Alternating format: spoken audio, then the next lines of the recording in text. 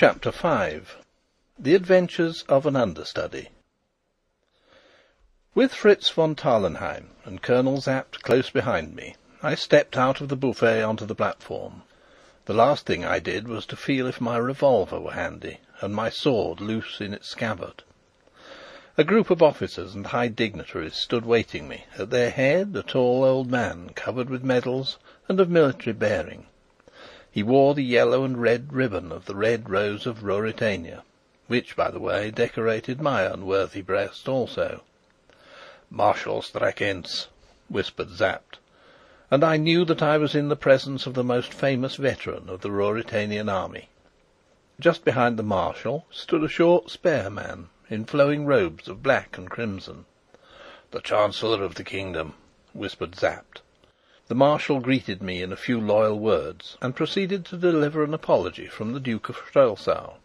The Duke, it seemed, had been afflicted with a sudden indisposition, which made it impossible for him to come to the station, but he craved leave to await his Majesty at the Cathedral. I expressed my concern, accepted the Marshal's excuses very suavely, and received the compliments of a large number of distinguished personages. No one betrayed the least suspicion, and I felt my nerve returning, and the agitated beating of my heart subsiding. But Fritz was still pale, and his hand shook like a leaf as he extended it to the Marshal. Presently we formed procession, and took our way to the door of the station. Here I mounted my horse, the Marshal holding my stirrup.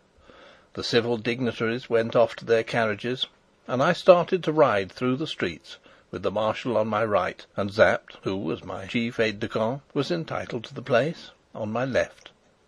The city of Strelsau is partly old and partly new. Spacious modern boulevards and residential quarters surround and embrace the narrow, tortuous, and picturesque streets of the original town.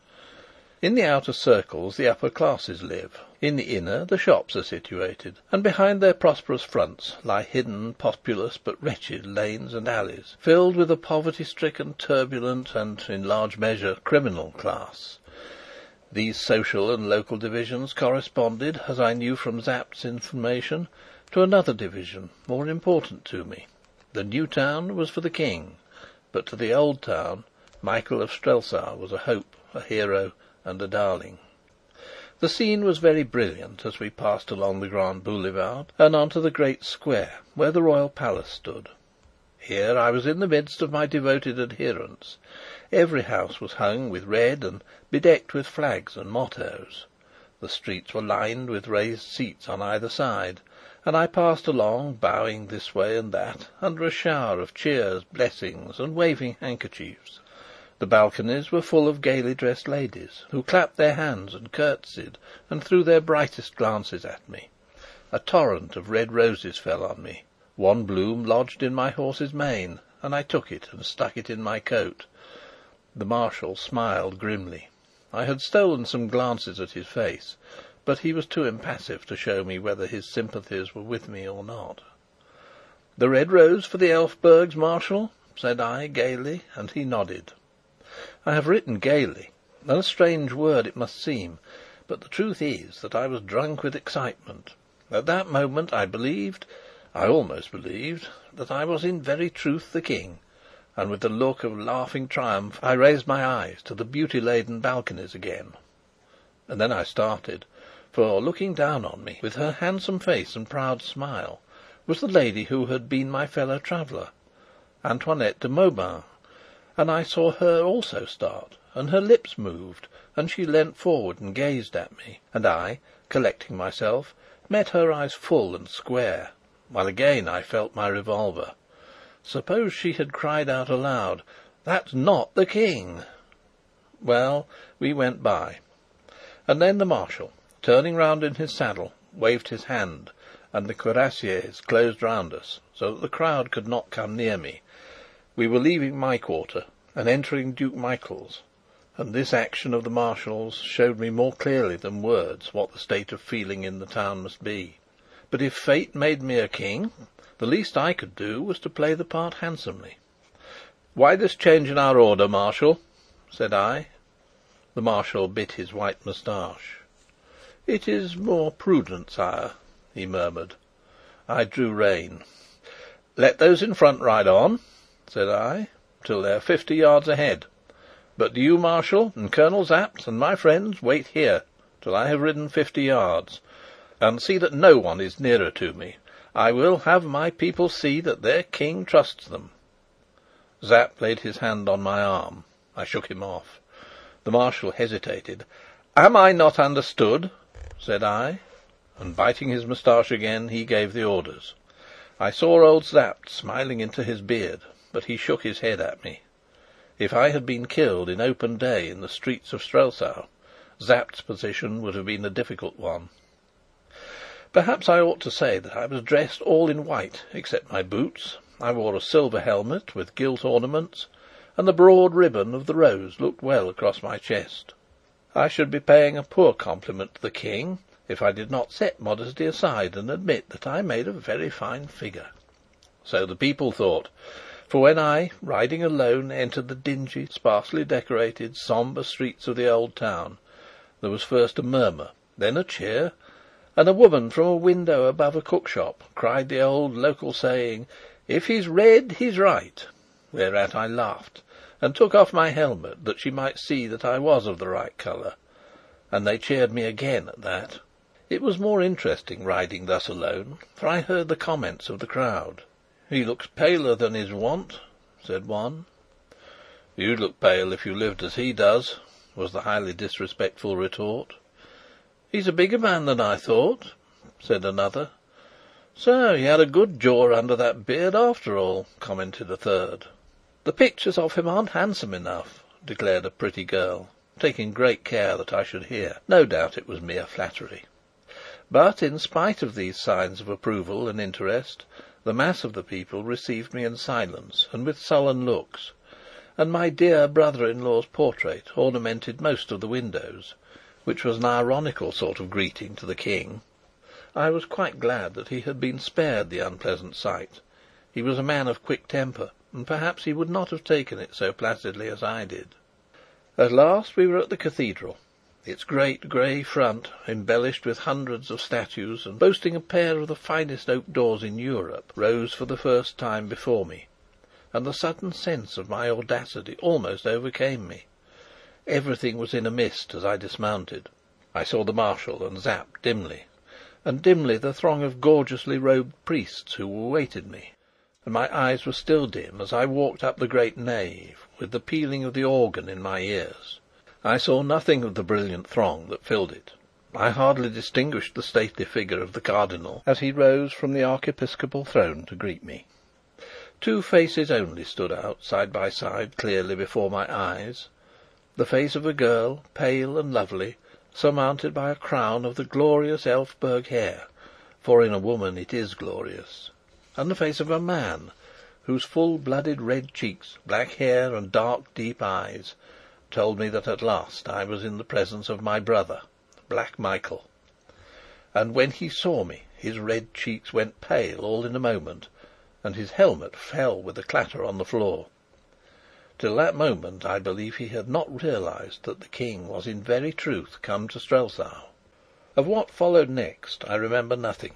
I knelt before the altar, and the Cardinal anointed my head.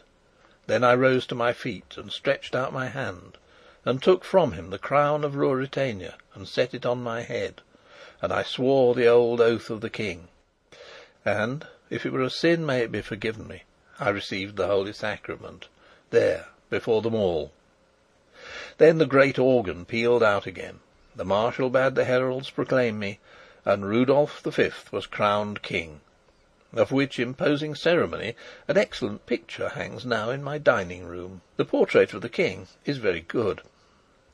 Then the lady with the pale face and the glorious hair, her train held by two pages, stepped from her place and came to where I stood, and a herald cried, "Her Royal Highness the Princess Flavia."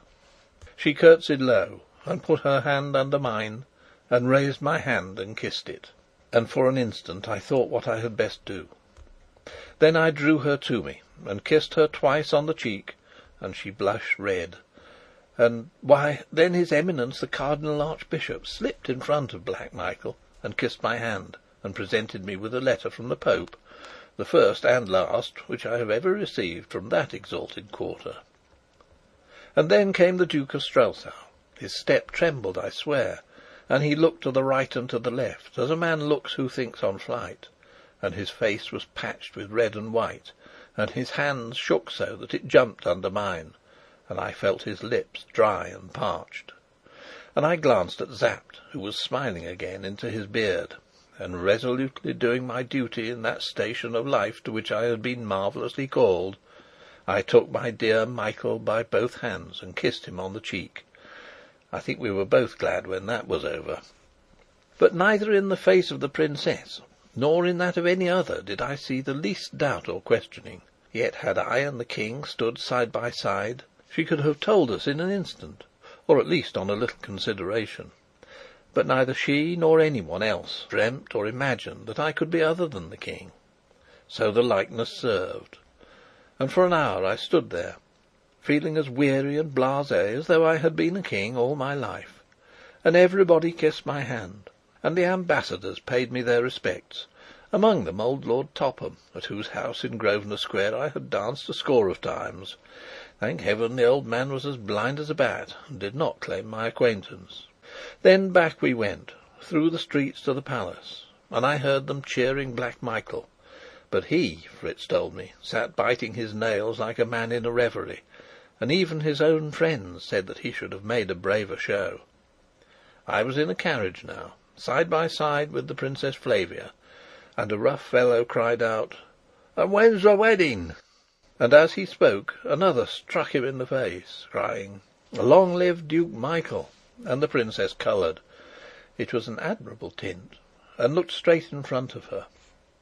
Now I felt in a difficulty, because I had forgotten to ask Sapt the state of my affections, or how far matters had gone between the princess and myself. Frankly, had I been the King, the further they had gone, the better I should have been pleased, for I am not a slow-blooded man, and I had not kissed the Princess Flavia's cheek for nothing. These thoughts passed through my head, but, not being sure of my ground, I said nothing, and in a moment or two the Princess, recovering her equanimity, turned to me. "Do you know, Rudolf," said she, "you look somehow different today?" The fact was not surprising, but the remark was disquieting. "You look," she went on, "more sober, more sedate. You're almost careworn, and I declare you're thinner. Surely it's not possible that you've begun to take anything seriously?" The Princess seemed to hold of the King much the same opinion that Lady Burlesdon held of me. I braced myself up to the conversation. "Would that please you?" I asked softly. "Oh, you know my views," said she, turning her eyes away. "Whatever pleases you, I try to do," I said. And as I saw her smile and blush, I thought that I was playing the King's hand very well for him. So I continued, and what I said was perfectly true.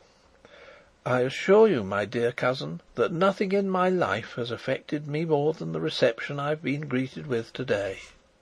She smiled brightly, but in an instant grew grave again and whispered, "Did you notice Michael?" "Yes," said I, adding, "he wasn't enjoying himself." "Do be careful," she went on. "You don't keep enough watch on him. You know—" "I know," said I, "that he wants what I've got." "Yes, hush." Then, and I can't justify it, for I committed the King far beyond what I had a right to do, I suppose she carried me off my feet. I went on, "And perhaps also something which I haven't got yet, but hope to win some day." This was my answer. Had I been the King, I should have thought it encouraging. "Haven't you enough responsibilities on you for one day, cousin?" Bang! Bang! Blair! Blair! We were at the palace. Guns were firing and trumpets blowing. Rows of lackeys stood waiting, and handing the Princess up the broad marble staircase, I took formal possession as a crowned king of the house of my ancestors, and sat down at my own table with my cousin on my right hand, on her other side Black Michael, and on my left his Eminence the Cardinal.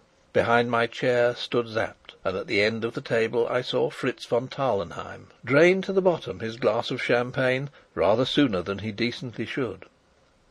I wondered what the King of Ruritania was doing. End of chapter 5.